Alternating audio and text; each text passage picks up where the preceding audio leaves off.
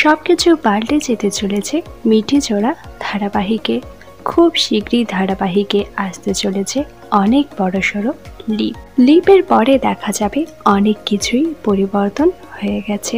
কন্যা সন্তানের মা হবে আরাত্রিকা। অন্যদিকে তার স্বামী অনির্বাণের জীবনে আসবে অন্য কোনো মেয়ে। আসন্ন মুভির জন্য ধারাবাহিকে কিছুটা কম সময় দিতে পারবেন আরাত্রিকা। তাই এই ধরনের পরিবর্তন আসতে চলেছে আগামীতে। বড়সড় পরিবর্তন আসতে চলেছে রায়ের দুই বোনের জীবনেও।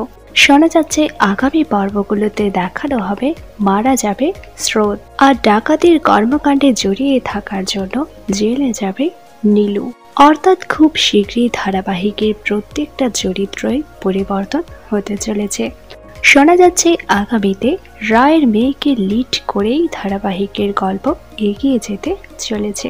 মিঠিজোড়া ধারাবাহিকের লিপের জন্য আপনারা কারা কারা এক্সাইটেড তা নিচে অবশ্যই কমেন্ট করে জানান।